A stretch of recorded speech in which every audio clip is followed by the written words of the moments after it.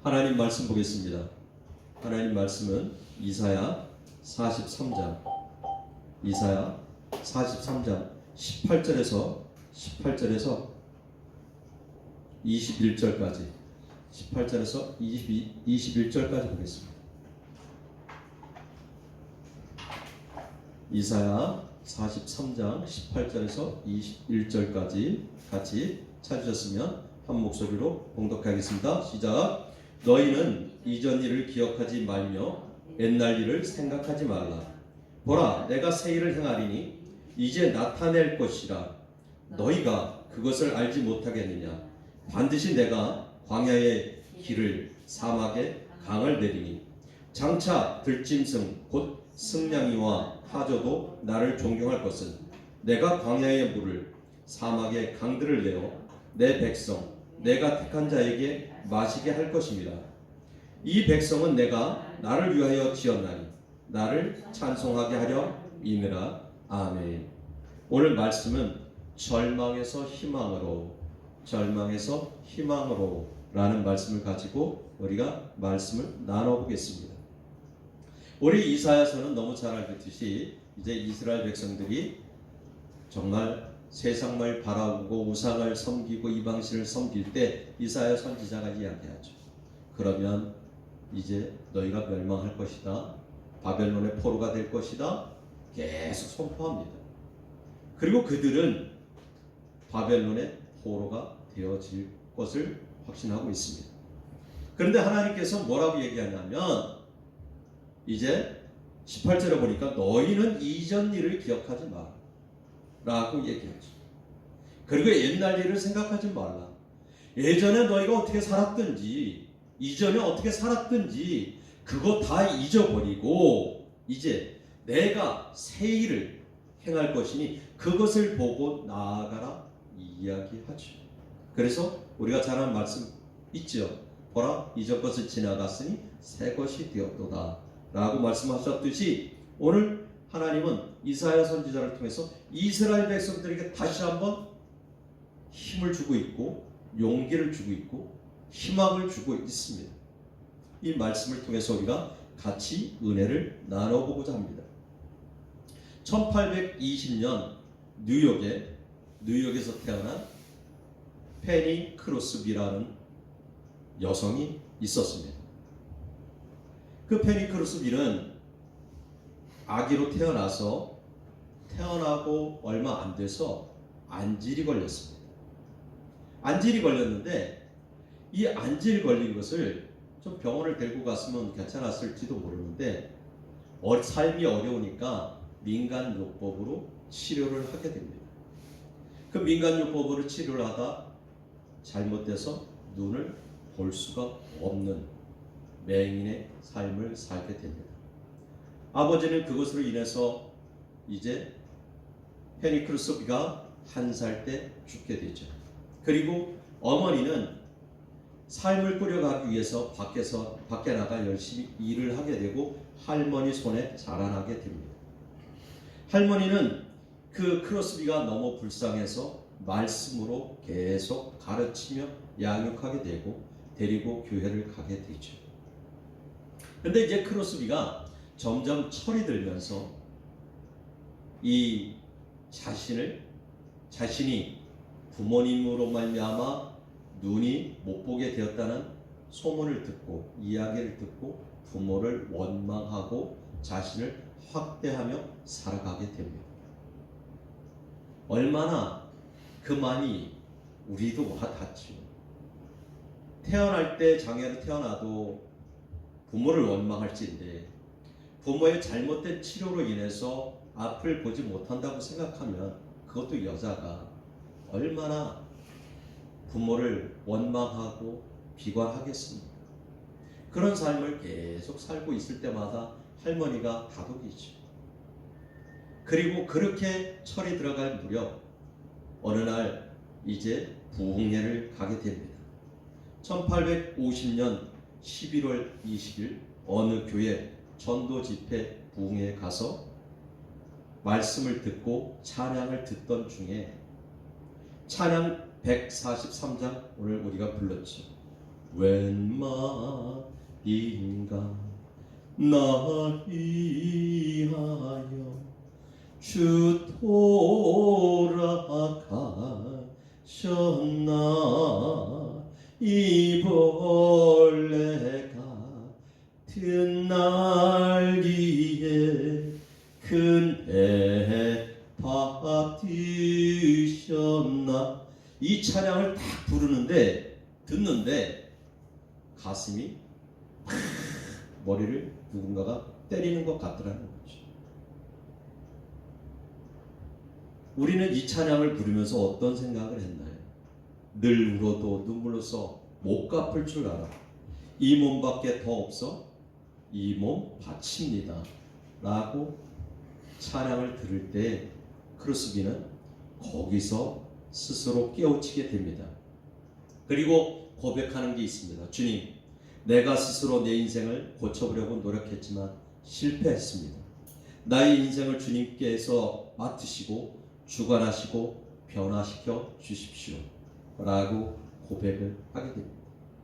그리고 시각장애인으로서 시각장애인 학교에 가서 열심히 공부를 하고 시각장애인 교사로서 25년을 섬기게 되죠. 그러면서 시를 쓰게 됩니다. 하나님을 향한 시를 쓰게 되죠.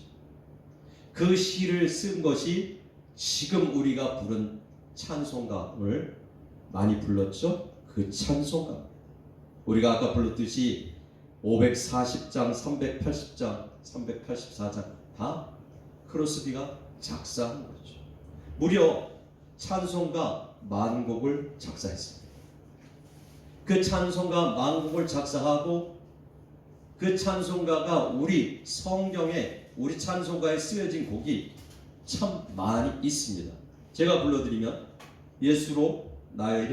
예수를 나의 구주 삼고 주의 음성을 내가 들으니 인내하신 구세주여 나의 갈 길 다가도록 오 놀라운 구세주 나의 영원하신 기업 예수 나를 위하여 나의 생명 되신 주 등의 여러 가지 찬송을 우리가 지금 찬송가에서도 아주 많이 들려지고 있죠.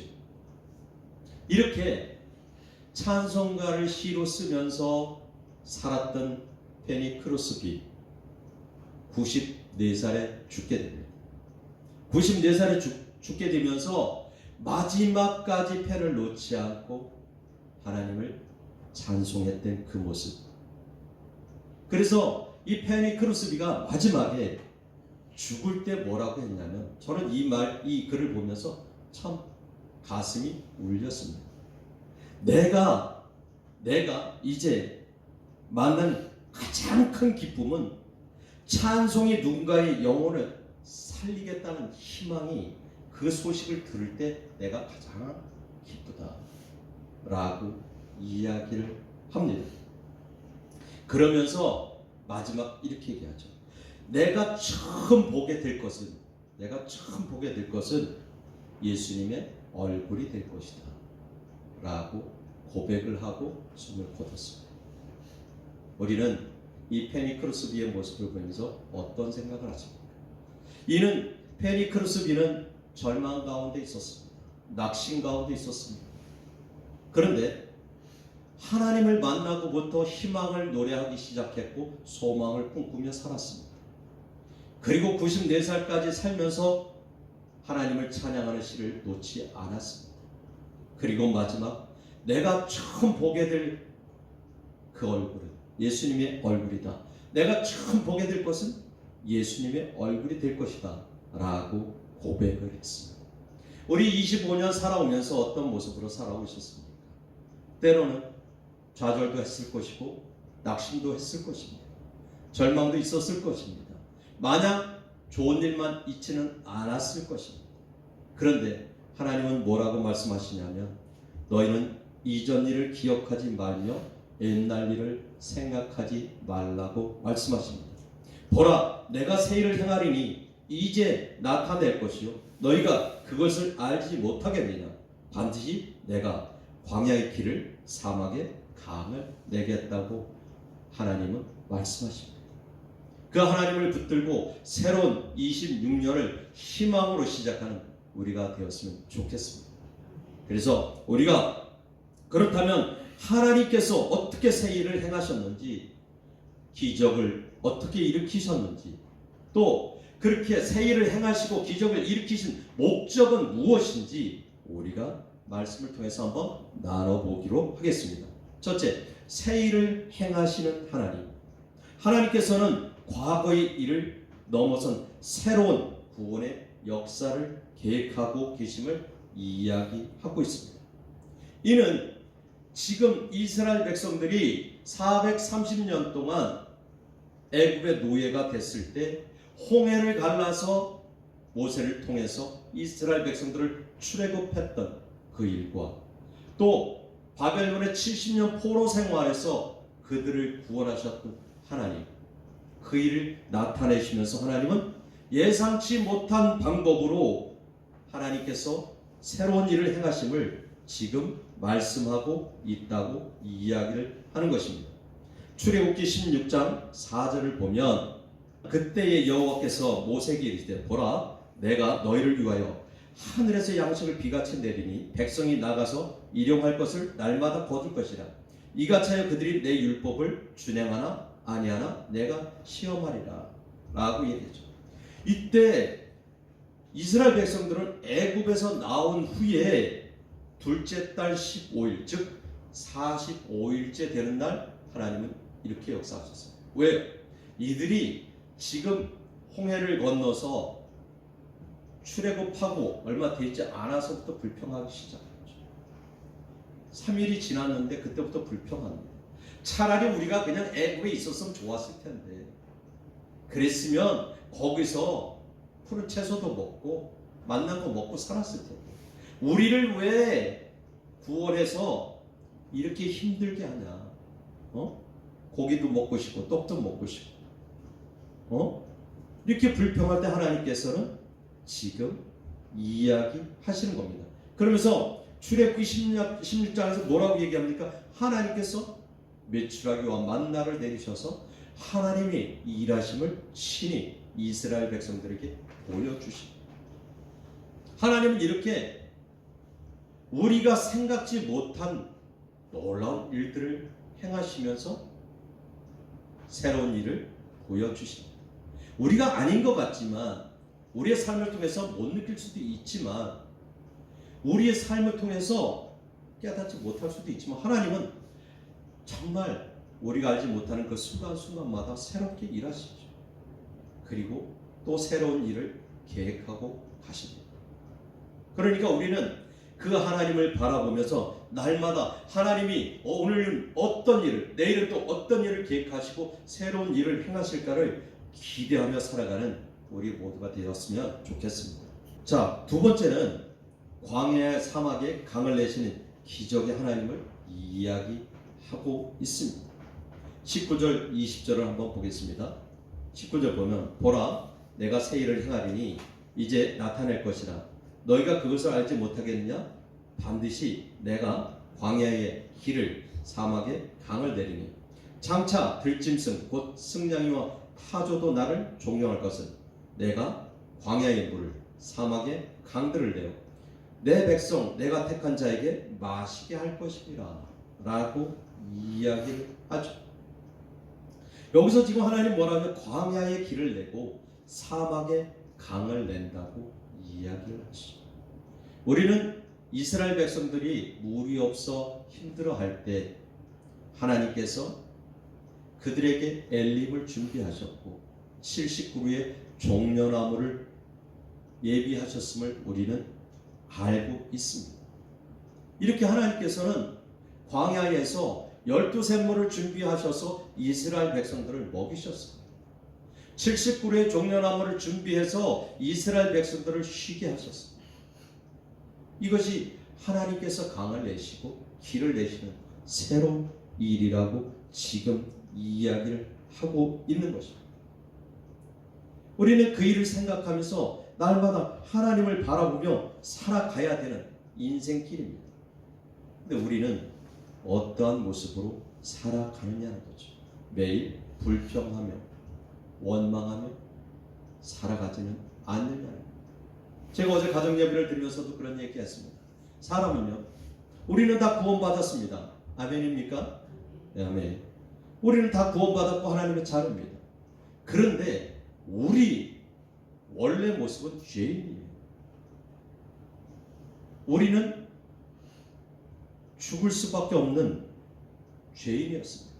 그래서 우리가 어떤 소리를 하든 어떤 모습을 듣든 먼저 생각하는 게 뭐냐? 부정적인 생각, 부정적인 말부터 하려고 하죠. 그게 우리의 본질입니다.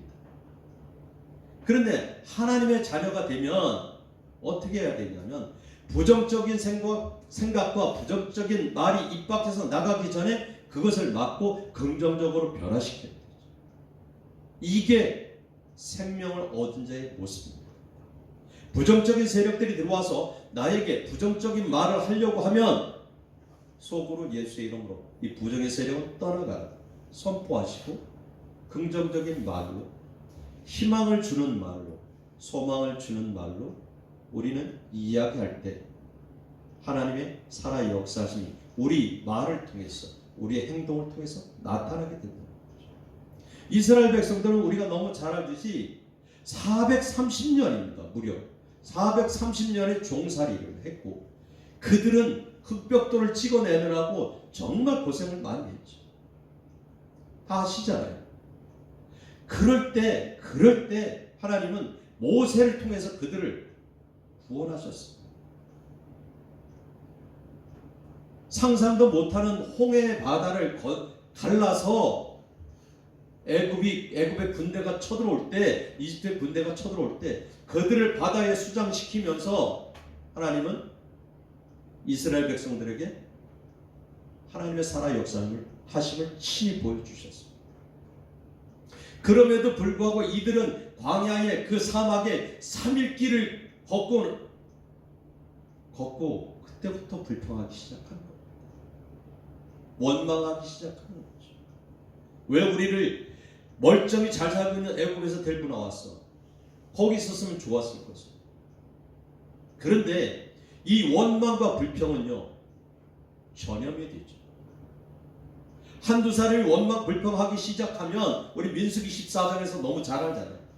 그렇죠? 정탐꾼이 갔다 와서 부정적인 얘기 10명이 할 때 모든 이스라엘 백성들이 다 들고 일어났어. 하나님께서 하실 거야 긍정적인 이야기를 딱 두 사람만 했습니다. 여호수아와 갈렙이죠. 그런데 그들의 얘기는 안 듣습니다. 세상은요 어떤 모습? 악인이 득세하고 의인이 고난을 겪는 것이 세상 이치입니다. 왜요? 악한 세력이 이 세상을 이끌고 가기 때문에 그렇습니다. 그러니까 우리가 예수 믿고 구원받았다 할지라도 우리 안에 먼저 들어오는 건 부정적인 생각과 부정적인 말일 수밖에 없다는 거예요.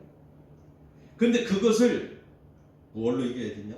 기도로, 말씀으로, 선포로 승리하고 나가야 됩니다.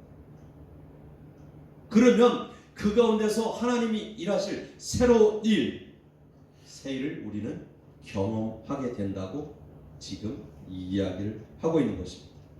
자, 세 번째는요. 그렇다면 하나님께서 기적을 보여주시고 새로운 일을 행하시면서 우리를 구원하신 목적이 뭘까요? 왜 우리를 구원하셨나요? 친히 당신의 아들 예수님까지 십자가에 못 박히시면서 우리를 구원하신 목적이 뭐냐는 거예요. 하나님께서 단지 한 가지. 뭐예요? 우리와 함께 계시기 위해서. 우리를 하나님의 나라에 초청해서 하나님과 같이 살아가기 위해서 하나님께서 우리를 구원하셨습니다. 그래서 21절 같이 읽습니다. 시작. 이 백성은 내가 나를 위하여 지었나니 나를 찬송하게 하람이니라 라고 이야기하죠. 나를 위하여, 이 백성은 내가 나를 위하여 지었다고 얘기하죠. 하나님께서 우리를 지으실 때 목적은 하나님과 같이 하기 위해서, 하나님을 위해서, 하나님만 찬송하기 위해서, 하나님께만 경배하기 위해서 하나님은 우리를 지으셨어요. 우리가 무엇을 만들어 놓고 무엇을 꾸며 놓고 그것이 나의 영광이 되어야 되겠죠. 하나님께서 우리를 만드시고 당신이 만족하셨어요. 그래서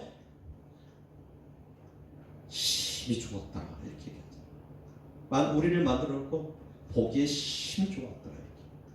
얼마나 좋으면 보기에 힘이 좋았더라 이렇게 하셨습니다.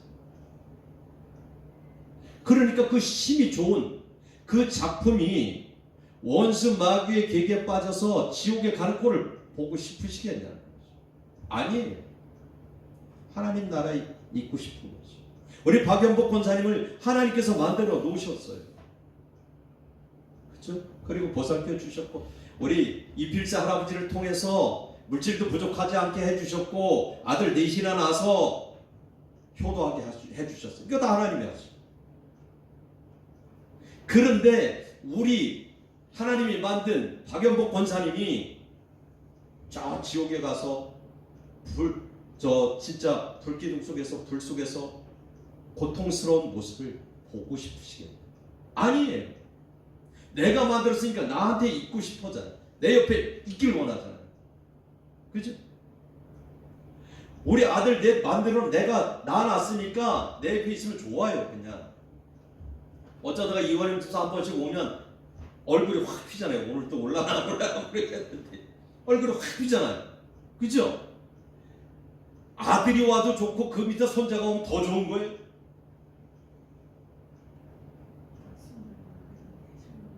참말로 좋아요? 그렇죠. 네. 근데 하나님은 오죽하게 하나님이 만들어 놓은 작품이 걸작 중에 걸작인 우리 사람이 하나님 뜻대로 행하고 하나님만 위해서 말하고 행동하다 죽어서 하나님의 나라에 다 임했을 때 얼마나 기뻐하시겠어요. 그래서 하나님은 다윗을 보고 뭐라고 얘기합니까? 내 마음에 합한 자라.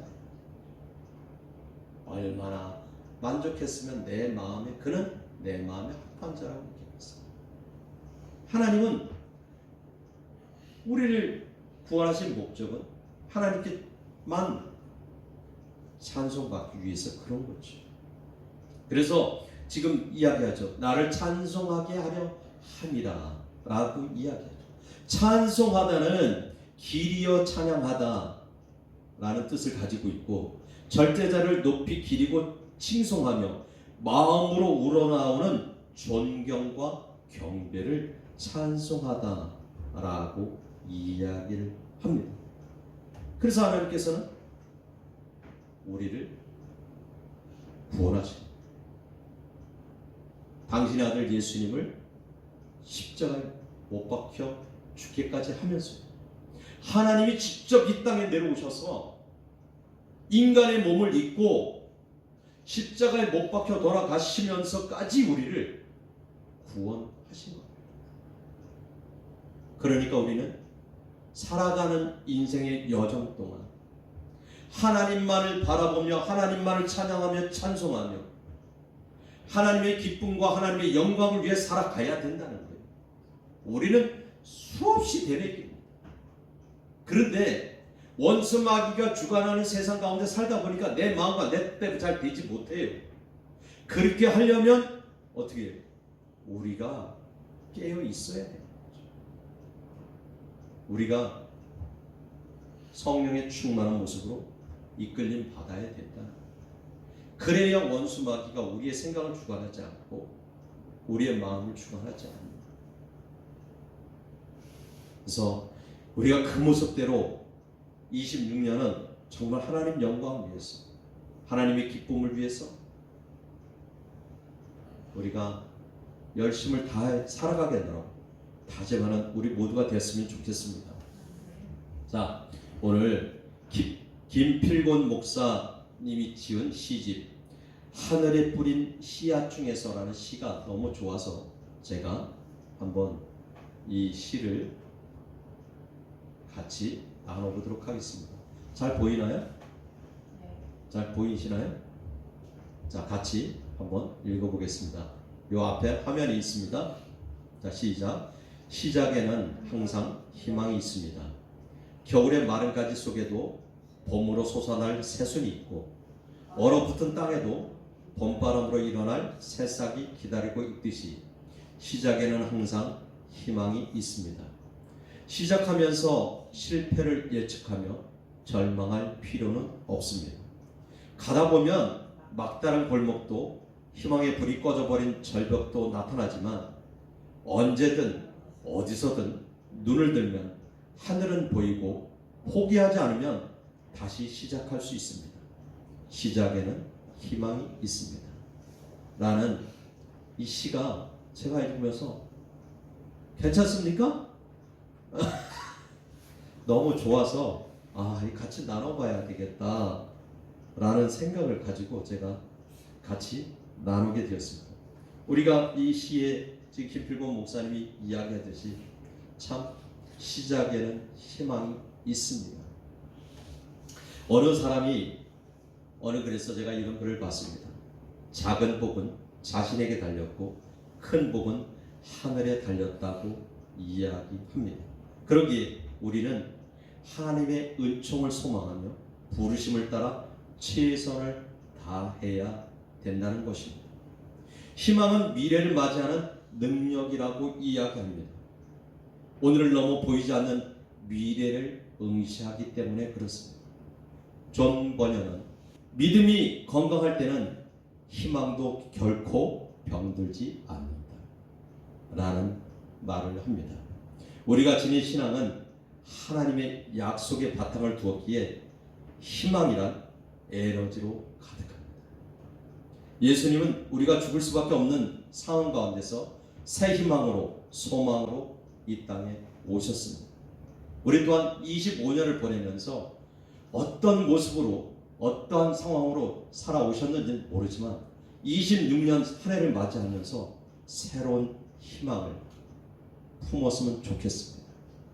그리고 새 일을 행하시고 기적을 나타내시는 그 하나님을 바라보면서 날마다 하나님 안에서 하나님의 영광을 위해서 하나님의 기쁨과 하나님만을 소망하는 그런 삶을 살았으면 좋겠습니다.